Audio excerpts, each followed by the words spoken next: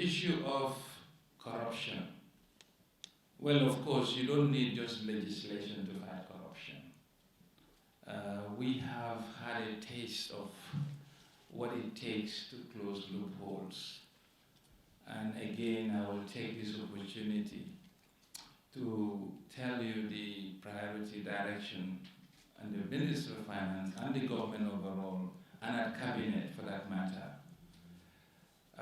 We are working on enhancing public transparency, public accountability, and value for money expenditure. To those extent, we believe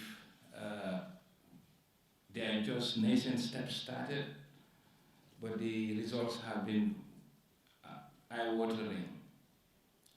One simple example we will say is, it's not only government that is corrupt. Corruption is a cross-cutting issue. And there is more corruption in the private sector than in the government. We all know the government represents a fraction of the world economy. And government officials cannot do corruption among themselves. They do it jointly with the private sector. So to fight it, government is the wrong place to look for. I can tell you that. So a simple example, we talk, and I was traveling with my colleague ministers at Brussels, and I wanted to run a simple experiment to say, well, let's look at people are accusing government officials of being corrupt. In Brussels airport, you have a cage where water bottles are, and you are told €1 each. You just put €1 and then you pick. And I said, I want to run a similar experiment in Gambia to see how people will react.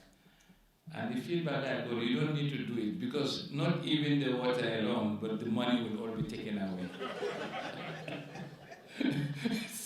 So it was I couldn't even start it. But we've started nudging our way to fight. It's an endemic issue, and it's not unique to Gambia.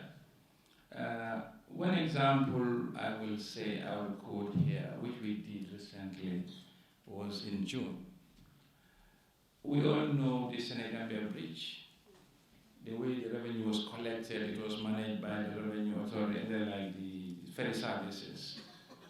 And I think that was the first trek we took to the provinces to see what's happening. We were not very convinced about the collection mechanism, and we changed it. Before the June 2021, the revenue collected for that month was 17 million.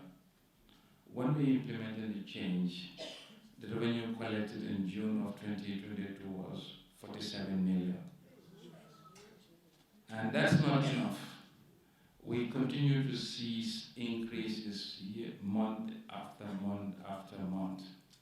And for the month of August, the revenue collected was 59 million. And this is exactly what simple, no technology, just a swap of rules. And we cannot do it alone. Gambia belongs to us all.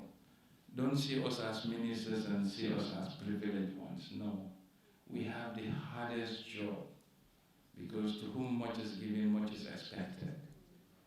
And we are in charge of public posts, where the poorest of the poor's lives and livelihood are hoping on us.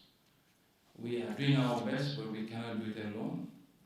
And we will continue to leverage on partnership with the donor community, with the private sector, and of course, John, with the civil society. So